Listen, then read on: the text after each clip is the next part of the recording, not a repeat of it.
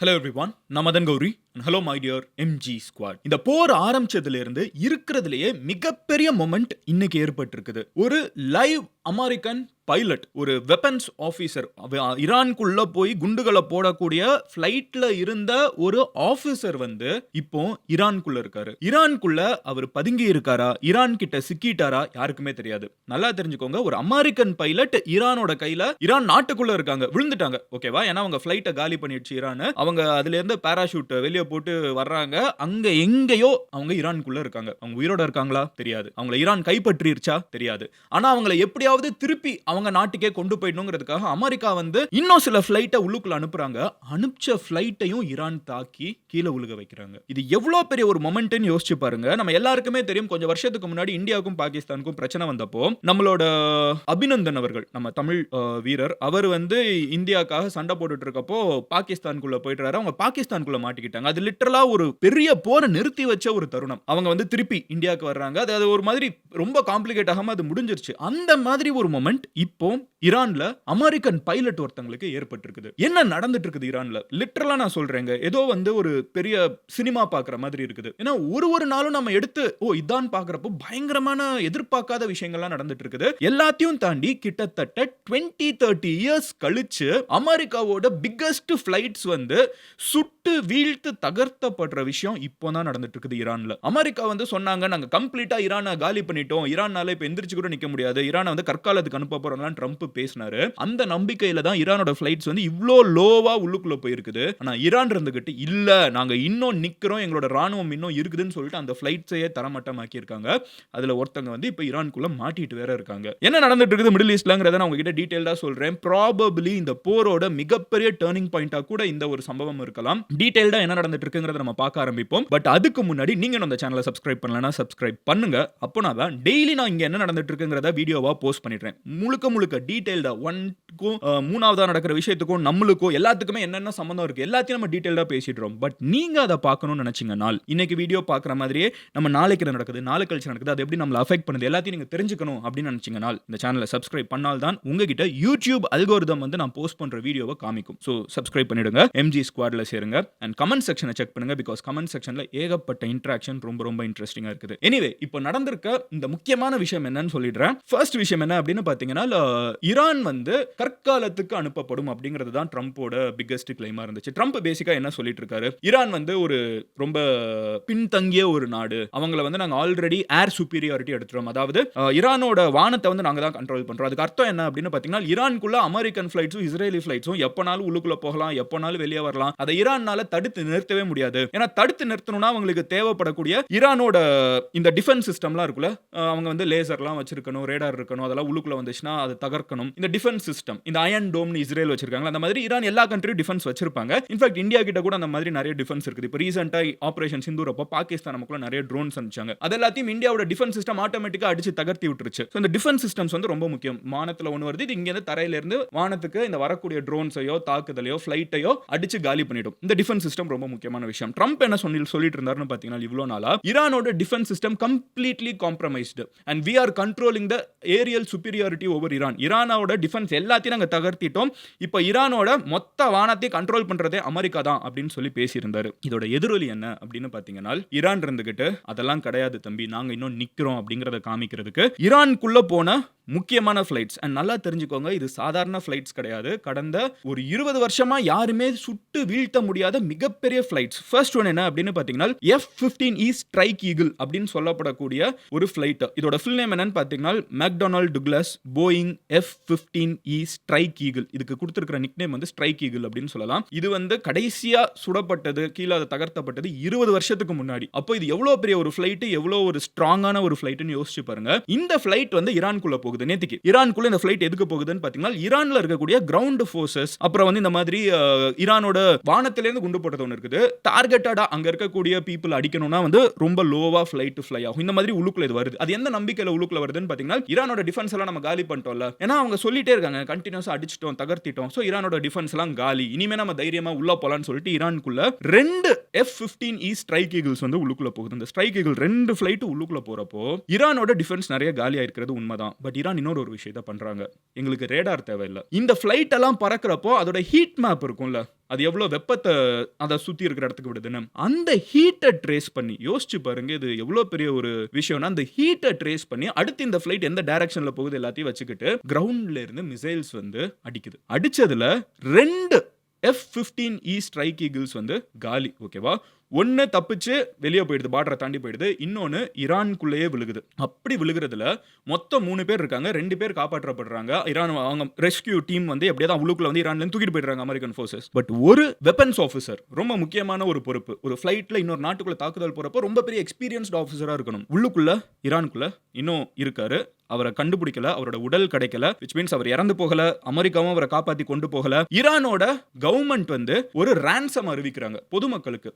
என்ன சொல்றாங்கன்னு பாத்தீங்கன்னா, 55 லட்சம் ரூபாய் இந்தியன் கரன்சிக்கு கிட்டத்தட்ட 1/2 கோடி நான் உங்களுக்கு தரேன். யாரு அந்த அமெரிக்கன் சோல்ஜர் வந்து இப்போ ஈரானுக்குள்ள இருக்காங்களோ அவங்கள புடிச்சிட்டு வந்து அரசாங்கத்துக்கிட்ட ஒப்படைக்கிறவங்களுக்கு 1/2 கோடி ரூபாய் தரேன் அப்படின்னு சொல்றாங்க. ஏன் இது ரொம்ப பெரிய ஒரு விஷயம்னு பாத்தீங்கன்னா, இப்போ ஈரானுக்கு வந்து அப்பர் ஹேண்ட் தேவை. அவங்க எங்கேயாவது ஏதாவது நெகோசியேஷன் டேர்ம்ஸ் அவங்க கிட்ட வேணும். ஒரு அமெரிக்கன் ஒரு வெப்பன்ஸ் ஆஃபீஸர் வந்து கைப்பற்றிட்டாங்கன்னா அவரை வச்சு நெகோஷியேட் பண்ணுவாங்க ஈரான். அவரை வச்சுக்கிட்டு நாங்க ரிலீஸ் பண்றோம், எங்க மேல தாக்குதலை நிறுத்துங்க, அந்த மாதிரி எல்லாம் பேசுவாங்க. ஏன்னா இது வந்து அமெரிக்கால இருக்கிற பொதுமக்கள் கிட்ட வந்து பயங்கரமா ரியாக்ஷன்ஸ் இருக்கும். என்ன சொல்லுவாங்கன்னா, நம்மளோட ஆஃபீஸருங்க மாட்டியிருக்காங்க, நீ இனிமே அவங்களை ட்ரிகர் பண்ணக்கூடாது, அவங்க அவர் ஏதாவது பண்ணிட்டா என்ன பண்ண, இந்த மாதிரி எல்லாம் நிறைய கான்வர்சேஷன்ஸ் இருக்கும். ஓகேவா?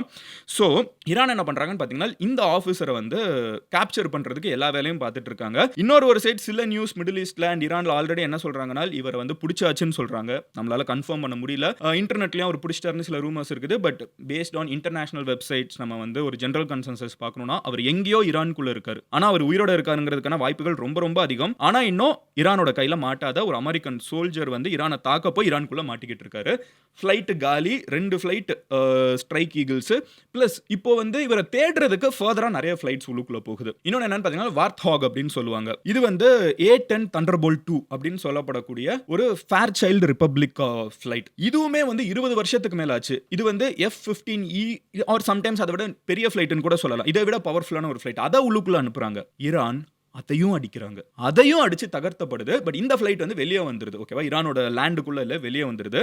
அதுவுமே அடிக்கப்படுது. அது மட்டும் இல்லாம இத ஓகே, அப்போ ரெண்டாவது ஃபிளைட்டும் அடி வாங்கிடுச்சு. அப்ப இன்னும் ஒரு அமெரிக்கன் சோல்ஜர் லைவா ஈரானுக்குள்ள இருக்காங்க. அவங்களை காப்பாத்துறதுக்கு 2 ஹெலிகாப்டர்ஸ் உள்ளுக்குள்ள அனுப்பப்படுது. அந்த ஹெலிகாப்டரை ஈரான்ல இருக்கக்கூடிய போலீஸ் ஆபீசர்ஸ், நல்லா கேட்டுக்கோங்க, நாட் ஆர்மி கிடையாது, போலீஸ் ஆபீசர் கையில இருக்கிற துப்பாக்கியை வச்சு அந்த ஹெலிகாப்டர்ஸை சுடுற மாதிரி நியூஸ்லாம் ரிப்போர்ட் பண்ணிருக்காங்க. அந்த கையில இருக்கிற துப்பாக்கியை வச்சு அவங்க சுட்டு வெளியே போக கூடிய அந்த சர்ச் ஆபரேஷன்ல இருப்பாங்கல, அந்த ஹெலிகாப்டர்ஸ்குள்ள இருந்த அமெரிக்கன் சோல்ஜர்ஸ்க்கு காயம் ஏற்பட்டிருக்குது. இதுவரைக்கும் மொத்தம் 365 அமெரிக்கன் சோல்ஜர்ஸ் வந்து பயங்கரமா காயப்பட்டிருக்காங்க. இதெல்லாம் அமெரிக்காக்குள்ள ட்ரம்ப் மேல பயங்கரமா பிரஷர் ஏத்திட்டு இருக்கு. யோ சீக்கிரமா போற நிறுத்தியா, எத்தனை பேர் நம்ம ஆட்கள் வந்து காயப்பட்டு இருக்காங்க, இறந்துட்டு இருக்காங்க, எல்லாம் இஸ்ரேலோட போருக்காக ஏன் இது நடந்துட்டு இருக்கணும் அப்படிங்கிற பிரஷர் வந்து கொஞ்சம் கொஞ்சமா ட்ரம்ப் மேல ஏறிட்டே போயிட்டு இருக்குது. இப்போ ஒரு லைவ் சோல்ஜர் ஈரானுக்குள்ள இருக்கிறது, ஒருவேளை ஈரான் கவர்மெண்ட் வந்து இருக்காருங்கிறத வெளியே பப்ளிக் அனௌன்ஸ் பண்ணிட்டாங்கனால் ப்ராபபிலி இந்த போர் ரொம்ப சீக்கிரமா முடிஞ்சிடலாம். பட் அது நடக்குமா நடக்காத நம்ம வெயிட் பண்ணி பார்க்கணும். ரெண்டாவது விஷயம் என்ன அப்படின்னு பாத்தீங்கன்னா, பட் இவ்வளவு பெரிய ஒரு சர்ச் ஆபரேஷனை மீறி அவர் எப்படியாவது பிடிச்சிடணும், அவங்கள வந்து சர்ச் ஆபரேஷன்ஸ்க்கு உள்ள வரக்கூடிய ஹெலிகாப்டர்ஸையும் அவங்க சுடுறது, இந்த அளவுக்கு ஈரான் வந்து பதிலுக்கு அமெரிக்கா வடிக்கிறதுக்கான காரணம்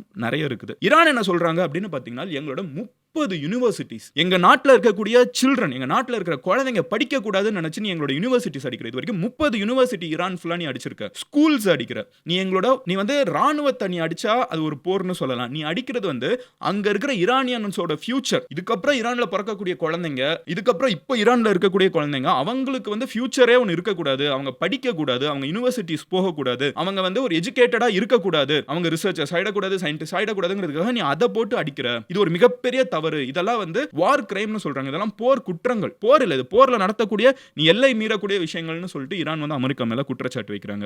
இவ்வளோ பெரிய விஷயத்தை அமெரிக்கா பண்ணிட்டு இருக்கிற அந்த நேரத்தில் இன்னொரு விஷயத்தையும் அமெரிக்கா பண்றாங்க. அமெரிக்கா வந்து ஒரு மிகப்பெரிய இந்த நெக்ஸ்ட் ஏப்ரல் 6 வரைக்கும், நாளை கழிச்சு வரைக்கும் ஒரு பெரிய டெட்லைன் கொடுத்தாங்க. மிகப்பெரிய தாக்குதல் நடத்தணும்னு நினைச்சாங்க. அதுல இன்னொன்னு பண்ணது என்னன்னு பாத்தீங்கன்னா, புஷர் அப்படின்னு சொல்லப்படக்கூடிய ஒரு நியூக்ளியர் ரியாக்டர் வந்து இருக்குது ஈரானுக்கு சவுத் ஆஃப் ஈரான் இருக்குது. இது என்ன மாதிரி ஒரு இடம்னு பாத்தீங்கன்னா, நம்ம கூடன்குளம் இருக்குல்ல, கூடன்குளம் வந்து டெல்லி கிட்ட இருக்கிறத விட ஸ்ரீலங்கா கிட்ட இருக்குது. கரெக்ட்டா? கன்னியாகுமரி எங்க இருக்குது? டெல்லிக்கும் கன்னியாகுமரிக்கும் எவ்வளவு தூரம்? ஆனா கன்னியாகுமரிக்கும் ஸ்ரீலங்காவுக்கும் எவ்வளவு தூரம்? ராமேஸ்வரத்துக்கும் மும்பைக்கும் எவ்வளவு தூரம்? ஆனா ராமேஸ்வரத்துக்கும் கொலம்போவுக்கும் எவ்வளவு தூரம்? ஈவன் தோ இந்தியா ஒரு நாடா இருந்தாலும் நம்ம தமிழ்நாடு வந்து ஸ்ரீலங்கா கிட்ட ரொம்ப கிட்ட இருக்குது than டெல்லி, மும்பை அந்த மாதிரி. இந்த புஷர் அப்படின்னு சொல்லப்படக்கூடியது சவுத் ஆஃப் ஈரான்ல இருக்கக்கூடிய ஒரு நகரம். ஓகேவா? இந்த புஷர் பவர் பிளான்ட்ல வந்து ஒரு பெரிய தாக்குதல அமெரிக்கா நடத்துறாங்க. இதுல பிரச்சனை என்னன்னு பாத்தீங்கன்னா ரேடியேஷன் லீக் ஆகலாம். ஆனா அந்த ரேடியேஷன் லீக் ஆகக்கூடியதுல இன்னொரு பெரிய பிரச்சனை என்னன்னு பாத்தீங்கன்னா அது டெஹரான போய், அதாவது ராமேஸ்வரத்திலேயோ கன்னியாகுமரியிலேயோ ஒரு தாக்குதல் நடந்துச்சுன்னா அது டெல்லியை போய் பாதிக்கிறதை விட அது அதிகமாக ஸ்ரீலங்காவை பாதிக்கும். கரெக்ட். ஏன்னா ரேடியேஷன் என்விரான்மெண்ட்ல பரவும். அப்படி இருக்கிறப்போ இவங்க இந்த புஷரை வந்து போட்டு அமெரிக்கா அடிச்சிருக்காங்க. அதுக்கு ஈரான் சொல்றாங்க இது டெஹரானை வந்து தாக்குறதை விட சுத்தி இருக்கக்கூடிய அரப் கண்ட்ரீஸ் இருக்குல்ல, துபாய், அபுதாபி, இதுல எக்ஸாக்டா மேப் கிட்ட யார் இருக்காங்கன்னு பாத்தீங்கன்னா துபாய் அபுதாபி கூட இல்ல, மெயினா இருக்கிறது குவைத், பஹ்ரைன், கத்தார், ரியாத், இவங்க எல்லாம் ரொம்ப கிட்ட இருக்காங்க. இவங்களை வந்து அதிகமா தாக்கும். நீ அடிக்கணும்னு நினைக்கிற, ஆனா உன்னோட அலைஸே நீ போட்டு அவங்களோட கேபிட்டல்ஸ்குள்ளேயே வந்து ரேடியேஷன் வந்துடும், இந்த மாதிரி பண்ணாத அப்படின்னு சொல்றாங்க. இன்டர்நேஷனல் அட்டாமிக் ஏஜென்சி உடனே உள்ளுக்குள்ள வந்து இந்த மாதிரி ரியாக்டர்ஸ்ல எல்லாம் தாக்குதல் நடத்தக்கூடாதுங்கிறத வார்ன் பண்றாங்க. ரொம்ப பப்ளிக்கா இந்த போர் வந்து ஒரு மேட்னஸ் நோக்கி போயிட்டு இருக்குங்கிற நேரத்துல தான் ஒரு அமெரிக்கன் சோல்ஜர் உள்ளுக்குள்ள மாட்டி இருக்கிறது வந்து மேபி இந்த போரை ரொம்ப சீக்கிரமா நிறுத்திடலாம். இது எல்லாமே அதை நோக்கி கொண்டு போயிட்டு இருந்தாலும் இன்னும் ஒரே ஒரு சின்ன எதிர்பார்க்காத விஷயமும் நடந்திருக்குது. ட்ரம்ப் வந்து அமெரிக்காக்குள்ள போருக்கு இருக்கிற பட்ஜெட் இருக்குள்ள for the first time $1 trillion American dollars தாண்டி கொண்டு போறாரு. அதுக்கு அந்த பட்ஜெட்டை வந்து எல்லா நாடு மாதிரி தான், இப்போ நம்ம வீடு மாதிரி தானே நாடும். நம்ம வந்து ஒரு $100 மொத்தம் இருக்கும். நம்ம எப்பவுமே வந்து ஒரு $10 வந்து நம்ம வந்து ஒரு வாட்ச்மேனுக்கு கொடுக்குறோம் அப்படின்னு வச்சுக்கோங்களேன். திடீர்னு நம்ம $20 கொடுக்குறோம்னா அந்த $20 எங்கேருந்து வரும்? அந்த $10 எக்ஸ்ட்ரா எங்கேருந்து வரும்? ஸ்நாக்ஸுக்கோ நம்ம வந்து தியேட்டருக்கோ ஆர் நம்ம எங்கேயோ செலவு பண்ற காசை தானே எடுத்து கொடுக்குறோம். நம்ம $100 நம்ம கிட்ட இருக்கிறது $100 தான். அந்த மாதிரி அமெரிக்கால பட்ஜெட்டை வந்து டிஃபென்ஸுக்கு பயங்கரமா ஏத்துறது, அஃபென்ஸ் ராணுவத்துக்கு பயங்கரமா டிஃபென்ஸ் இப்போ பட்ஜெட் ஏத்துறாரு. ட்ரம்போட கோல் என்னன்னு பாத்தீங்கன்னா போரை வந்து நம்மள எவனுமே கேள்வி கேட்க முடியாத அளவுக்கு ஸ்ட்ராங் ஆகணும். அப்ப ராணுவத்துக்கு பயங்கரமா செலவு பண்ணணும். உலகத்துல எவனுமே செலவு பண்ணல $1 trillion. அவ்வளவு செலவு பண்ணணும்னு ட்ரம்ப் ஒரு பெரிய ஸ்டெப் எடுத்து வைக்கிறாரு. ஆனா பிரச்சனை என்னன்னு பாத்தீங்கன்னா இதுக்கு அமெரிக்கால வந்து மத்த பட்ஜெட்ல இருக்கிற காசு எடுத்து இதுக்குள்ள போட்டுட்டு இருக்காரு. யூஎஸ்ல இருக்கிற எஜுகேஷன் பட்ஜெட்டை கட் பண்றாரு, ஹவுசிங் பட்ஜெட்டை கட் பண்றாரு, அமெரிக்கால இருக்கிற மக்களுக்கு வீடுகள் கட்டி கொடுக்கக்கூடிய பட்ஜெட்டை கம்மி பண்றாரு, ஹெல்த் பட்ஜெட்டை கம்மி பண்றாரு, அமெரிக்கால இருக்கிற மக்களோட ஹெல்த் சம்பந்தப்பட்ட பட்ஜெட்டை கம்மி பண்றாரு, கிளீன் எனர்ஜி இந்த பெட்ரோல் டீசல் எல்லாம் கம்மி பண்ணிட்டு ஈவி இன்க்ரீஸ் பண்றதுக்கு கவர்மெண்ட் பட்ஜெட் அலோகேட் பண்ணிருக்கும்ல. So health, housing, education, clean எனர்ஜினா அமெரிக்கால இருக்கக்கூடிய ஃபியூச்சர் ப்ரூஃபா இருக்கக்கூடிய விஷயங்கள், இதெல்லாம் அமெரிக்காவோட ஃபியூச்சருக்கு நலன்களாக இருக்கக்கூடிய பட்ஜெட்ஸ். கரெக்ட்டா? அதுல இருந்து $73 பில்லியன் அமெரிக்கன் டாலர்ஸ், மில்லியன்ல பில்லியன் அமெரிக்கன் டாலர்ஸை கட் பண்ணி கொண்டு போய் இவர் போருக்குள்ள போடுறாரு. இது அவங்க நாட்டுக்குள்ளேயே ஆல்ரெடி ட்ரம்ப் மேல ஒரு பெரிய வெறுப்பு இருக்குது. அமெரிக்காக்குள்ள என்ன சொல்றாங்கன்னு பாத்தீங்கன்னா, யோ நீ வந்ததுல இருந்து தேவையில்லாம போர் நிறைய வந்துட்டு இருக்குது. நீ ட்ரம்ப் ஆட்சிக்கு வரப்ப என்ன சொன்னார்னா, நான் வந்ததுக்கு அப்புறம் உலகம் வந்து ரொம்ப அமைதியாயிடும், உலகத்தை வந்து அமைதியை நோக்கி கொண்டு போறது தான் என்னோட வேலை அப்படின்லாம் ட்ரம்ப் சொல்லியிருந்தார். அப்புறம் உங்களுக்கு ஞாபகம் இருக்கும், கொஞ்சம் மாசத்துக்கு முன்னாடி தான் ட்ரம்ப் வந்து இந்த நோபல் பீஸ் பிரைஸ் வேணுங்கிறதுக்காக ஊர்ல இருக்கிற எல்லா போரையும் நான் தான் நிறுத்தினேன்னு சொல்லிட்டு இருந்தாரு,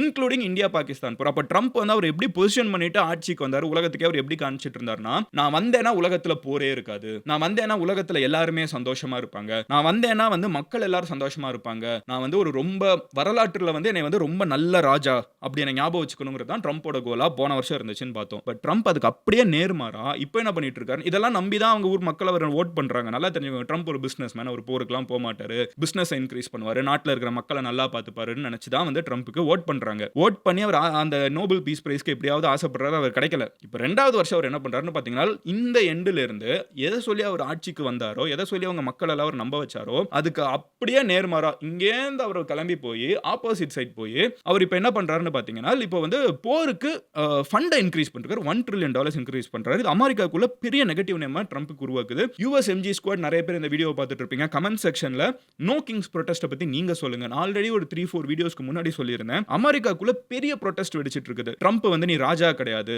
நீ வந்து இஷ்டத்துக்கு உன் வேலையெல்லாம் நீ காமிச்சிட்டு இருக்க முடியாது, இனிமே இப்படி எல்லாம் பண்ணாத, நாங்க வந்து ஓட்டு போட்டு தான் உன்னை உட்கார வச்சிருக்கோம், கொஞ்சம் கூட மனிதர்களுக்கு ரிகார்டு இல்லாம, உனக்கு ஓட்டு போட்டவங்க மேல மரியாதை இல்லாம நீ சொன்ன இஷ்டத்துக்கு எல்லாத்தையும் செஞ்சுட்டு இருக்க, நீ ஒரு ராஜா கிடையாது, நீ ஒரு பிரசிடென்ட், மக்களால தேர்ந்தெடுக்கப்படக்கூடிய பிரசிடென்ட். ஏன்னா ராஜாக்கள் தான் அவங்க என்ன நினைக்கிறாங்களோ அதை செய்யலாம், பிரசிடென்ட்ஸ் அப்படி செய்யக்கூடாது, மக்களோட எண்ணங்களை தான் வெளிப்படுத்தணும். உனக்கு நான் போன வருஷம் ஓட்டு போட்டேன், ஆனா நீ இப்ப பண்றது தப்பு, பதவி விலகு, நீ வெளியே போ, நீ பிரசிடென்ட்டாவே இருக்க லாய்க்கலன்னு சொல்லிட்டு நோ கிங்ஸ்னு பெரிய ப்ரொடெஸ்ட் யூஎஸ்ல நடந்துட்டு இருக்குது. அமெரிக்கால இருக்கிற மக்களே ட்ரம்பை வெறுக்க ஆரம்பிக்கிறாங்க. சோ இவ்ளோ பிரஷருக்கு நடுவுல ஒரு அமெரிக்கன் சோல்ஜர், இதெல்லாம் ஏன் நான் சொல்றேன்னா, இவ்ளோ பிரஷருக்கு நடுவுல ஒரு அமெரிக்கன் சோல்ஜர் ஈரானுக்குள்ள இப்போ இருக்காங்க. ஈரான் வந்து அவங்களை கேப்சர் பண்ணிட்டாங்கன்னா இந்த போர் இப்போ முடிஞ்சிரும். என்னோட ப்ரெடிக்ஷன், ஈரான் அவரை கேப்சர் பண்ணலைனால் இந்த போர் இன்னும் பெருசாக போயிட்டு இருக்க வாய்ப்பு இருக்குது. அதாவது ஈரானுக்குள்ள தான் அவர் இருக்காரு. அமெரிக்காவும் அதை தேடி அவரை தேடி உள்ளுக்குள்ள ஈரானுக்குள்ளே போயிட்டு வந்துட்டு இருக்காங்க. உள்ளுக்குள்ள போயிட்டு வர ஃபிளைட்டை ஈரான் அடிக்கிறாங்க. ஸோ ஒரு ரொம்ப காம்ப்ளிகேட்டடான ஒரு சினிமாவா இருந்துச்சுன்னா அது ஒரு இன்டர்மிஷன் பிளாக்கா இருக்கும். அந்த மாதிரி என்ன நடக்குதுன்னு யாருக்குமே தெரியல. ஒரு பதட்டமா இருக்குது. அந்த மாதிரி ஒரு நேரத்தில் இப்போ இப்படி ஒரு ட்விஸ்ட் நம்ம நினைச்சோம். ஓகே, ஈரானை வந்து பயங்கரமா அடிச்சுட்டு அவர் கிளம்ப போறாருன்னு நினைக்கிறப்போ இப்படி ஒன்று நடந்திருக்குது. ஸோ அந்த பயங்கரமா அடிக்கிற போர்ஷன் வந்து ப்ராபப்ளி கம்மியாகும். இன்ஃபேக்ட் இஸ்ரேல் வந்து ஈரான் மேல நடத்துற தாக்குதல் நிறுத்திட்டாங்க. ஏன் தெரியுமா? ஒரு சோல்ஜர் உள்ளுக்குள்ளே இருக்காரு, அமெரிக்கன் சோல்ஜர். தெரியாம இஸ்ரேல் நடத்தின தாக்குதல் அவர் இறந்துட்டார்னா இஸ்ரேல் தாக்குதலை நிறுத்திடுறாங்க இந்த ஏரியால.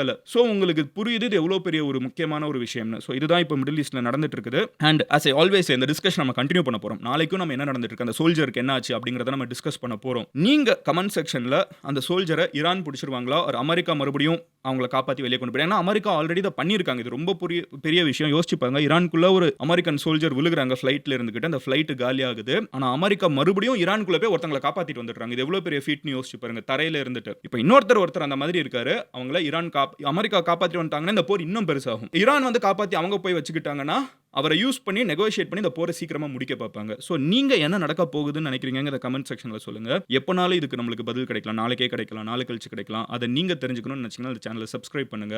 I'll see you tomorrow. உங்க ஃப்ரெண்ட்ஸ் யார் இந்த போரை க்ளோஸா வாட்ச் பண்ணிருக்காங்களோ அவங்க கிட்ட இந்த வீடியோவை ஷேர் பண்ணுங்க. நீங்க என்னை பர்சனலாக ஃபாலோ பண்ணணும்னு நினைச்சீங்கன்னா எந்த சோஷியல் மீடியானாலும் மதன் கௌரின்னு சொல்லி சர்ச் பண்ணுங்க.